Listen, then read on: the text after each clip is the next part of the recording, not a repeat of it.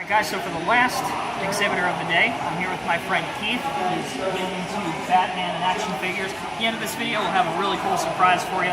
But first off, Keith, why don't you tell me a little bit about what you have back here, and go ahead and show the people some details on these. Okay, well these are various themes on various types of Batman. Of course, we're all the way up to the Justice League. And so you'll see those here, I've got some, this is a Mafex figure. And you notice it's got rubber clothing and things. But they included accessories for what you needed for past figures that were released. So that's how they get you to buy this figure, because that's how you got the damaged head and the kryptonite spear. Oh, that's and they cool. gave you extra hands, and they'd also give you the mask, so that when they give you hands for Superman in that series, that you could then have Superman when he pulled his mask off, and there's the head of Bruce Wayne. So the marketing trick is, how do we get people to buy more figures? We slip stuff for other figures and other sets, and then they'll buy it, because then it becomes a unitized set. Wow. Okay. But here's here's a Mafex Batman with a battle armor Batman using the kryptonite spear, and here is what they call Mezco 112 Superman. You remember the scene when he had him down on the ground and "Do you bleed?" And then Martha, or the girlfriend runs up and says, "Don't do that." When he started asking, "Who's Martha? Who's Martha?" That's his mother, and it was Batman's mother's name too. Here was one with DC. This is a series that was tried.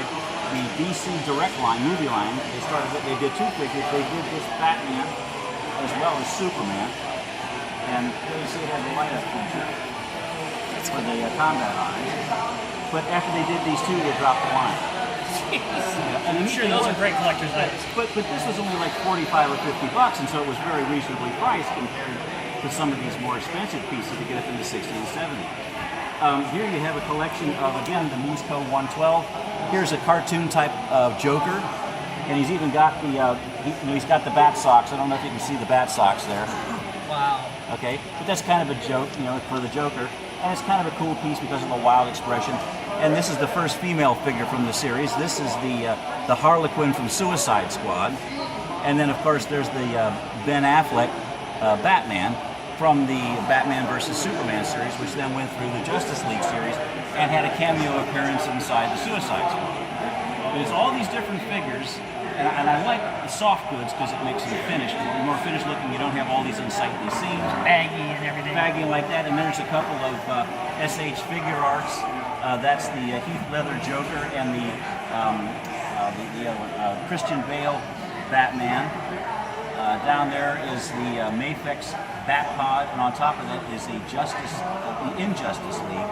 It was more like a video game that they played. So there's all these Justice, Injustice. There's too many Justices to keep up with. Justice of the Peace. And then, of course, you recognize good old Lego here with the various Batmobiles and the Joker Lone Rider here from the Batman movie. And here's Penguins. This was a Target exclusive, but you could get it online from Lego directly. And that's the Penguins Arctic Raider. Various battle cycles, I modified some of them. There was the bat plane, but I turned it into the bat drone because it looks like it's the right size to be a big drone. And you can show it's got the fold-up wings and all that good jazz like that. And did just a very few modifications. And that piece always comes off. Don't worry about that. We just pack it in place. And I actually had Batman ride on it, so you get the full. That's so like cool. He's surfing on his back.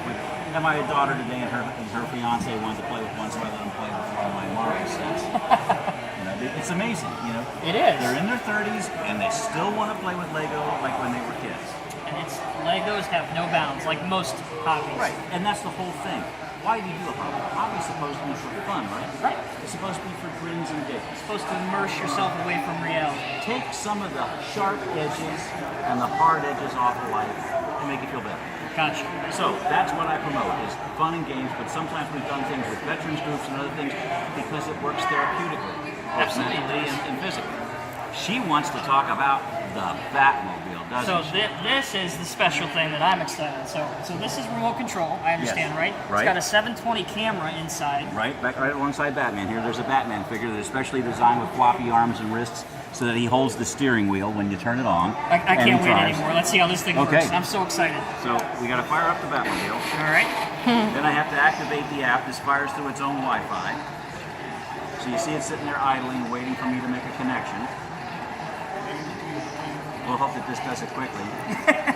Electrons don't agree with your timetable. You're right. Okay, so we're going to select that we already made an established connection. Oh, come on, now get connected. Of course it's going to disbelieve me right now because it knows that I'm in a hurry. Knows you're on film. That's technology. That's all right. We can. It's one of those things where, I was going to say, we can edit it out if we need to. Okay. So we'll get this thing. Okay, now we're getting our link. All right, we got it going. Good. Good, good. So while you're establishing that, tell me a little bit more about the details of it. It looks like it's got some cannons or machine guns. You have the Gatling guns. The Gatling guns will track the front wheels along with the front missile launchers that tracks the steering. This gun will go up and down as well as fire independently. The missile launchers will fire, but they don't really fire anything. Right. There's a vaping system back in the back that if I want to pour out smoke or if I get it up to full throttle, it smokes. I might get in trouble for that, so we can't do that. Okay, but and I said, we might like to try that. So let's see, I'm going to have to go the old-fashioned way here to get this to go to the Batmobile. I'm so sorry. Nobody tells Batman what to do. Okay? He's on his own schedule. He's on his own schedule here, so. All right, I think I've got a connection. All right. So let's get out of this view. Now I'll show you here. The camera, you can see, here's the view out the window alongside Batman. Say hi, folks. See out there? There we are. There we go. And when you hit the augmented reality, when you hit the 20mm gun, they give you the illusion of that. Here's your Gatling guns firing away. Here's your missiles firing away. And you also have the lights. And that's lighting up a cockpit. All the instrumentation inside there is lit up and all the lights in the front are lit up. If I was to hit this button here, this would put out the smoke, but again, we're not going to fire the smoke. Here we can make the car go into what we call the off-road mode. And then this is just making the gun, the 20mm gun, go up and down. And when you fire this dude up,